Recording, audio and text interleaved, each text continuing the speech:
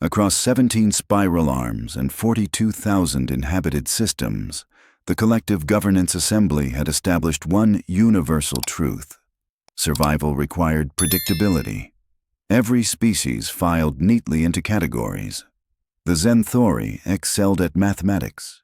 The Krell built, according to YouTube analytics, 98% of viewers are not subscribed.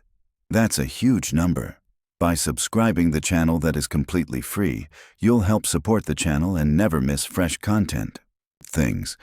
The Voshtar conquered things, got bored, then built museums about conquering things. Simple, organized, reasonable. Then humanity submitted their membership application, and the filing system experienced what could only be described as a philosophical crisis. The problem wasn't that humans were weak. Plenty of species qualified as fragile. The problem was that humans were fragile in the most inconvenient, inconsistent, unpredictable way possible. They could survive vacuum exposure for 90 seconds, but died from consuming the wrong plant. They could run for hours without stopping, but needed 8 hours of unconsciousness daily, or they started hallucinating. They formed emotional attachments to small furry creatures and then ate other small furry creatures, and the determining factor seemed to be whether the creature had cute eyes, whatever that meant. The xenobiologists had given up and simply stamped humanity's file with a bright yellow sticker reading, "Insufficient data. Proceed with caution." This classification seemed entirely appropriate until Settlement Day 347 on Kessix Prime, a frontier planet where the atmosphere tasted vaguely of copper and the local vegetation had an unfortunate habit of screaming when the wind blew. The planet hosted a research outpost, 3 mining operations, and approximately 47 humans who had looked at the screaming plants and thought, yes, this seems like a nice place to raise children. The expedition leader was a woman who had declined to provide her name for official records, insisting that her designation was simply the one who knows where everything is. She stood just under 2 meters tall, possessed an unsettling ability to predict equipment failures 3 days in advance, and had thus far prevented 14 accidents through what her crew called either remarkable intuition or barely concealed psychic abilities. She had 2 offspring, aged 6 and 8 standard years, who followed her everywhere with a determined focus of small predators learning to hunt. The collective observers assigned to monitor human settlement activities had noted that human children were essentially tiny, incompetent versions of human adults. They fell over frequently. They asked endless questions about topics they couldn't possibly understand. They required constant feeding, supervision, and apparently something called enrichment, or they would get into things, which sounded ominous but never was adequately explained. On the afternoon in question, the human expedition leader was surveying a canyon system approximately 15 kilometers from the main settlement. Her 2 offspring trailed behind, collecting rocks and conducting an elaborate game that seemed to involve assigning fictional backstories to each stone. The younger one had just declared a particularly shiny pebble to be the king of all rocks, who ruled with justice and wisdom, when the first projectile struck. The Kessix natives were a recent discovery. Semi-nomadic, tool users, territorial. They communicated through a series of clicks and possessed 4 arms, each capable of operating their distinctive recurve bows with frankly disturbing accuracy. They had been observing the human settlement for weeks, trying to determine if these strange 2-armed creatures represented a threat, a meal, or perhaps both. They had concluded, incorrectly, that the answer was meal. 6 arrows hit their target in rapid succession. The shafts were carved from local hardwood, tipped with flaked obsidian, and they embedded themselves with a sort of solid thunk that generally indicated a successful hunt. 3 struck the torso, 2 caught the shoulder, 1 grazed the neck. The human woman staggered, looked down at the collection of foreign objects now protruding from her body, and made a sound somewhere between a cough and a laugh. Then she collapsed. The collective monitoring drone hovering 300 meters overhead immediately began emergency protocols. Medical teams were alerted. Security forces scrambled. The diplomatic corps started drafting 17 different versions of an apology letter. Someone in the cultural analysis department started crying, and the two human children, who by all reasonable expectations should have been screaming, running, or ideally both, simply stopped walking. The younger one, who had been mid-sentence about the Rock King's benevolent tax policies, tilted his head. "Mom." The older one, who had been experimenting with how far she could throw a different rock, moved forward with careful steps. She knelt beside her mother's prone form, examined the arrows with the clinical detachment of someone inspecting a broken piece of machinery, and then looked up at the canyon ridge where 6 four-armed figures were already celebrating their successful hunt. "Mom's hurt," the younger one observed. He said this the same way someone might note that the weather was cloudy. "I can see that." The older child touched one of the arrow shafts, testing its stability. Their mother was still breathing, which seemed promising, though the breathing had a wet quality that suggested at least one lung had been compromised. Blood was spreading across the dust in an expanding circle that would have made excellent material for geometry lessons had anyone been in the mood for education. The monitoring drone's audio sensors picked up the next exchange with perfect clarity. "Should we call for help?" the younger one asked. "Communications are 15 kilometers away. She'll be unconscious in 4 minutes, dead in 12.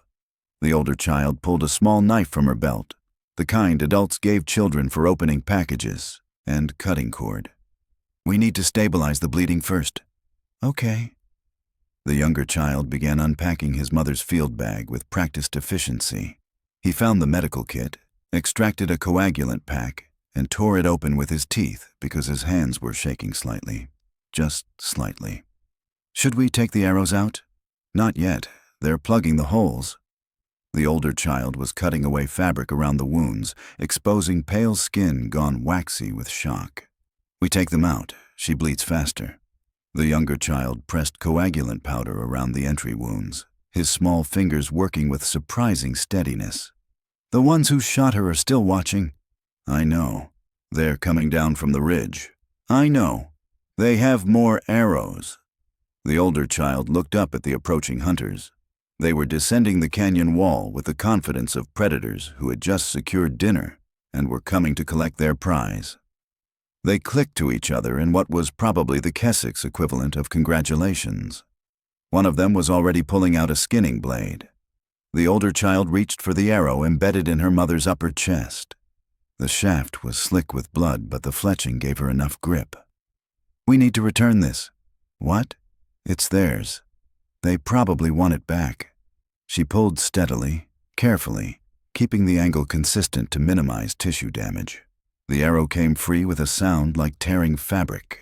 Blood welled up immediately, but the coagulant powder started working, forming a gel-like seal over the wound. "Hold pressure here." The younger child pressed both hands against the wound while his sister examined the arrow. It was well made. The balance was good. The obsidian tip was sharp enough to split hair. She tested the weight, adjusted her grip, and stood up. "Where are you going?" The younger one didn't look up from where he was maintaining pressure on his mother's chest. "To return their property." The older child started walking toward the approaching hunters. "Mom always says we should give back what people lose." "I don't think that's what she means." "Probably not." The older child's voice carried that particular tone that human children employed when they knew exactly what they were doing and had decided that parental approval was optional. "But it's the polite thing to do." The monitoring drone's threat assessment algorithms began producing error messages. The behavioral analysis subroutines crashed entirely. And somewhere in the Collective Governance Assembly's xenobiology department, an analyst looked at the incoming footage and said several words that required immediate translation because no existing language had adequate profanity for the situation. Because the 8-year-old human child was not running away from the armed hunters. She was walking toward them, with their own arrow, and she was smiling. The Kessix hunting party had approximately 15 seconds to register that something was wrong with this scenario. First, prey was not supposed to approach. This violated several fundamental rules of predator-prey dynamics that had held true across 3 million years of evolution. Second, prey's offspring definitely was not supposed to approach while maintaining steady eye contact. Third, and most troubling, prey's offspring was not supposed to be carrying a weapon while wearing an expression that could only be described as professionally irritated. The lead hunter, distinguished by an extra ridge of bone across his skull and a collection of previous kill trophies, clicked something that translated roughly to "small one approaches with disrespect." His companions clicked back with variations of agreement, confusion, and one voice that suggested maybe they should reconsider this entire venture. That last hunter had good instincts. They would not save him. The 8-year-old human stopped at what any reasonable tactician would call optimal throwing range. She planted her feet with the stance of someone who had been taught proper form for physical activities. The monitoring drone zoomed in helplessly, simultaneously recording and calculating the odds of successfully explaining this footage to superiors who would absolutely not believe it. "Excuse me," the child said, her voice carrying clearly across the dusty ground. "I believe this belongs to you." The Kessix hunters exchanged clicks. Their translation implants processed the human language, but the words made no contextual sense. Returns, belongings. Why was the small prey thing speaking instead of fleeing or dying? The lead hunter raised one of his forearms in what might have been a dismissive gesture. He clicked something elaborate that the translation software rendered as "small flesh thing should run now. This one shows mercy to confused children." "That's very kind," the child replied, "but I really must insist you take this back." Then she threw the arrow. Now, human children at age 8 possess approximately 40% of their adult muscle mass and roughly 15% of their adult judgment capacity. What they lack in raw power, however, they compensate for with sheer spite and a willingness to commit fully to terrible decisions. The girl had spent 6 years watching her mother demonstrate tool use, trajectory calculation, and the application of force to objects. She had absorbed these lessons the way human children absorb everything, which is to say, completely and with absolutely no sense of appropriate context. The arrow flew straight and true. It struck the lead hunter in the upper shoulder, precisely where his own arrow had struck her mother. The obsidian tip punched through hide that had evolved to deflect predator claws. The hunter staggered backward, clicking in alarm and pain, staring down at his own weapon now embedded in his body. "There," the girl said pleasantly, returned. The remaining 5 hunters processed this development. Their threat assessment, instincts, honed through generations of survival, began screaming warnings that contradicted everything they thought they knew about weak, clawless, 2-armed creatures. One of them raised his bow. The girl was already moving. She covered the distance between them in a sprint that would have earned mediocre marks in a human school athletics program, but apparently qualified as terrifying when performed by something the hunters had mentally categorized as easy meat. She reached the nearest hunter before he could properly aim, ducked under his 4 grasping arms, and kicked him in what the collective xenobiology database would later confirm was the Kessix equivalent of a vulnerable nerve cluster. The hunter collapsed, clicking sounds of distress. 1, the girl counted. The second hunter swung his bow like a club. The girl rolled under the strike, came up inside his reach, and drove her small knife into the soft tissue behind his knee joint. Not deep enough to cause permanent damage, just enough to convince his leg to stop supporting weight. 2. The monitoring drone's tactical analysis subroutine was having a crisis. The child was using techniques that matched 17 different martial disciplines in the collective's combat database. More importantly, she was using them correctly. Every strike targeted joints, nerve clusters, or vulnerable soft tissue. Every movement positioned her inside her opponent's reach, where their longer limbs became disadvantages rather than assets. The third hunter tried to grab her. She allowed it, then twisted in his grip and bit down on the arm holding her. Human jaw strength is unremarkable by galactic standards, But human teeth had evolved for tearing meat from bone, and the hunter's surprised click suggested he had not expected dentistry to enter the combat equation. He released her. She dropped, swept his legs, and planted her heel on his throat with just enough pressure to make breathing difficult, but not impossible. 3. 2 hunters remained standing, plus the leader who was still processing the fact that he had been shot with his own arrow by something barely as tall as his hip. They backed away, bows raised, finally understanding that they had made a categorical error in judgment. The girl did not pursue. She stood among the fallen hunters, slightly out of breath, and pulled her mother's communications device from her pocket. "Little brother," she said calmly. "How's Mom?" From 15 kilometers away, filtered through an open channel. "Still breathing, still bleeding, still unconscious. Stable? For now." "Good." The girl looked at the remaining hunters. "I need you to bring the medical transport to our location. Mom needs doctor attention." "The transport's automated. It needs an adult to authorize." "Tell it Mom's having a medical emergency and her designated guardian is requesting assistance. You're 8. Tell it I'm very mature for my age." A pause. Then, from the communications device, "It's coming. 15 minutes. Thank you." The girl turned her attention back to the hunters. "Now, as for you gentlemen, you have 2 options. Option 1, you leave now and never bother human settlements again. Option 2, you wait here until the transport arrives and explain to the security personnel why you shot my mother." The lead hunter, still bleeding from his shoulder, managed to click out a phrase that translated as, "Small one fights like demon spirit from void places." "That's very flattering, but inaccurate. I fight like a human child whose mother is hurt." She moved closer, maintaining careful distance but projecting confidence that seemed entirely unearned by her size and age. "My mother has been teaching me self-defense since I was 4. Do you know why humans teach their children to fight?" The hunters clicked negatively. "Because humans go places where fighting might be necessary. Because humans have learned, over thousands of years, that the universe is not safe. That predators exist. That sometimes violence is the only appropriate response to violence." She paused. "But humans also teach their children restraint. Do you know how I know about Kessix nerve clusters? About your joint structures? About where to strike without causing permanent damage?" More negative clicks. Quieter now. "Because my mother made me study xenobiology. Every species we might encounter on frontier worlds.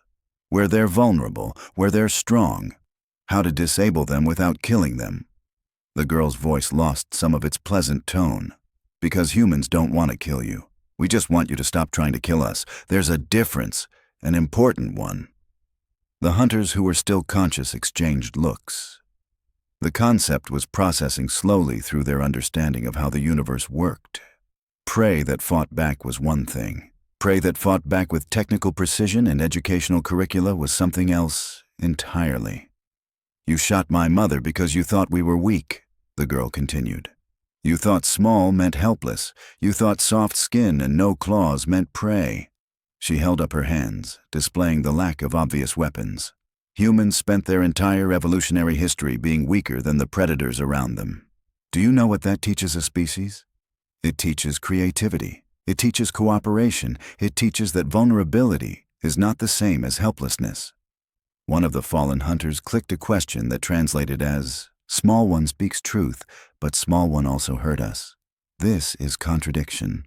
"No," the girl said. "This is proportion. You hurt my mother with 6 arrows.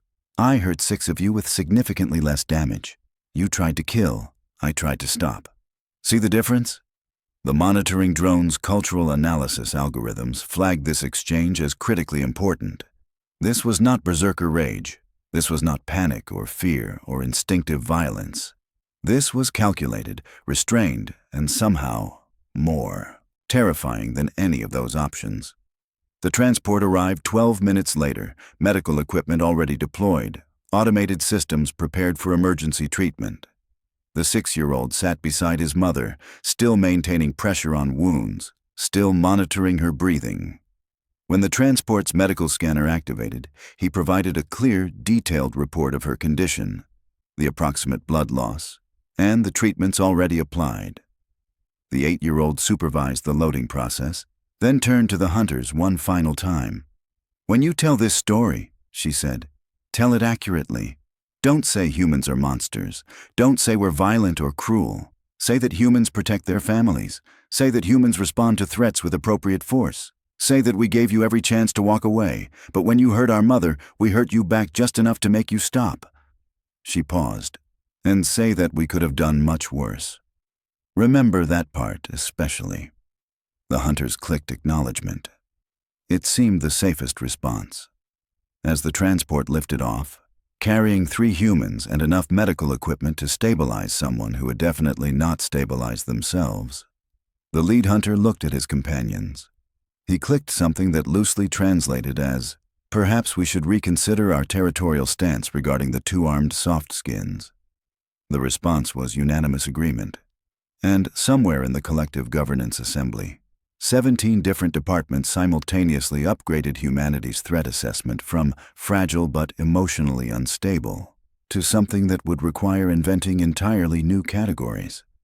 The medical facility at Settlement Base 3 had handled its share of frontier injuries, severed limbs from equipment malfunctions, toxic plant exposure, one memorable incident involving a mining drone and what the official report called spectacularly poor judgment. But when the transport arrived with a human woman resembling a pincushion and 2 suspiciously calm children, the staff experienced what could only be described as professional vertigo. The collective medical officer on duty, a Voshitar with 8 years of emergency experience, performed a preliminary scan and made a sound that his species typically reserved for encountering religious paradoxes.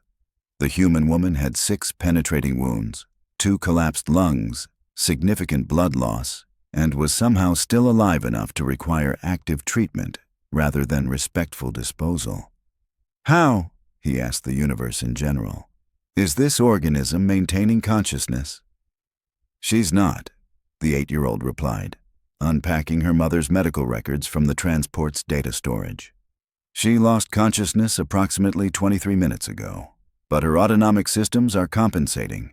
Humans can survive significant trauma if critical organs remain functional." The medical officer stared at the child, then at the records, then at the child again. "You applied field coagulants." "Yes, you stabilized her breathing, as much as possible without proper equipment. The officer's translation implant struggled with his next words.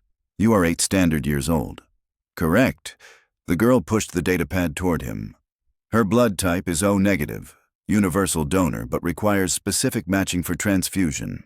She has an allergy to Zenthori antiseptics, but tolerates Krell alternatives. No prior major surgeries. Current medications are listed on page 3.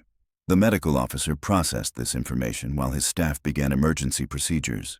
Humans required approximately 60% of their blood volume to remain functional. This one had lost at least 40%.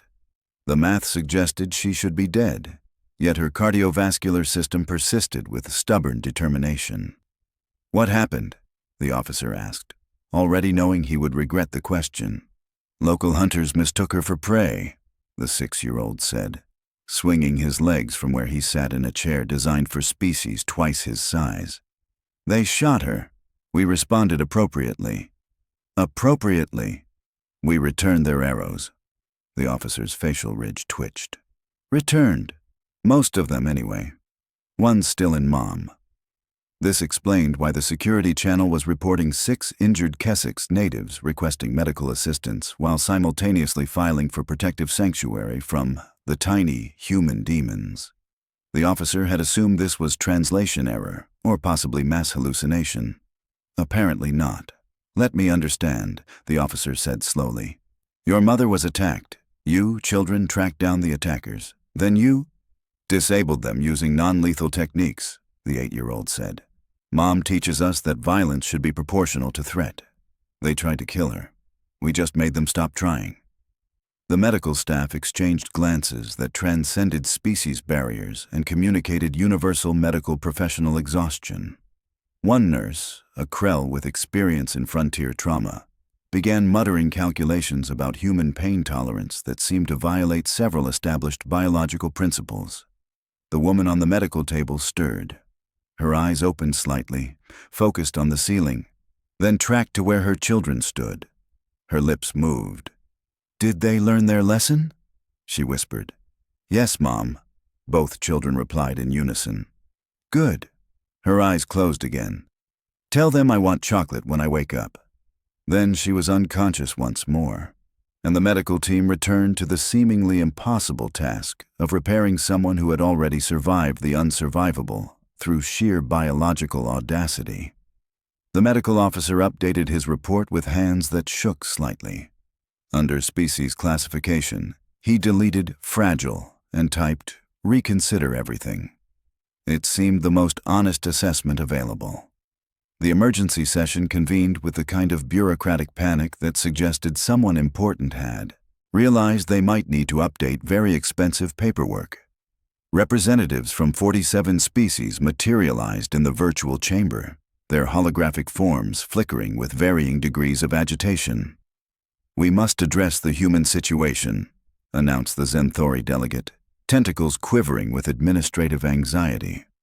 "2 juvenile humans have engaged in combat with native species, resulting in injuries requiring extensive medical intervention.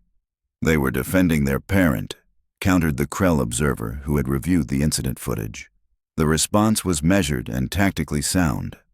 "Measured? They incapacitated 6 adult predators." "Without killing any of them," the Krell continued, projecting the recorded footage across multiple screens.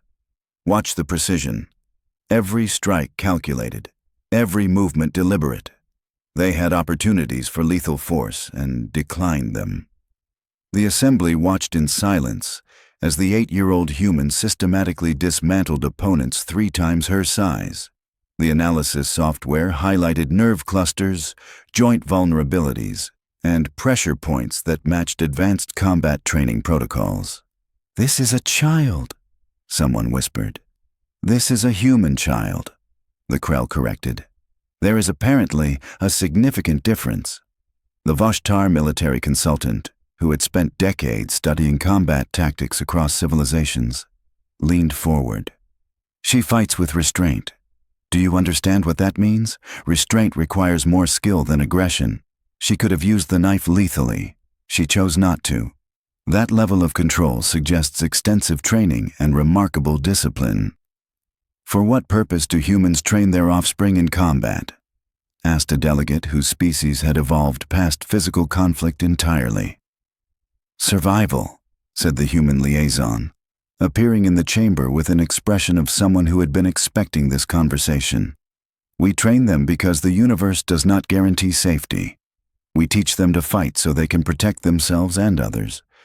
We teach them restraint so they understand the difference between defense and cruelty." "Your species arms children," the Zenthori said flatly. "Our species prepares children for reality," the human corrected.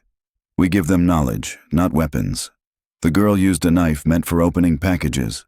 The boy applied first aid from a standard field kit. They used tools designed for peaceful purposes because they understood the situation required action, not equipment." The Kessix representative, newly arrived and noticeably nervous, clicked a formal statement through his translator. "This one's hunting party offers deepest apologies and reparations. We acted on false assumptions. We believed humans were prey. We understand now that humans are—" He paused, searching for the right term. "Complicated." "Complicated," the human liaison repeated with a slight smile. "Yes, that is accurate." The assembly voted unanimously to revise humanities classification. The yellow caution sticker remained, but the file now included 17 pages of tactical analysis, behavioral notes, and a highlighted section that read, "Do not mistake human vulnerability for weakness. Do not assume human children are helpless. Do not threaten human families unless prepared for proportional but highly competent response." 3 weeks later, the woman returned to work with minimal scarring and a medical report that baffled xenobiologists across 6 sectors. Her children resumed their normal routine of collecting rocks, asking endless questions, and practicing what they called useful skills that made alien observers deeply uncomfortable. When asked about the incident, she shrugged. They were just being kids, protecting family, learning boundaries. She paused, and teaching some important lessons about underestimating humans. The galaxy learned those lessons quickly and filed them under humans proceed with respect.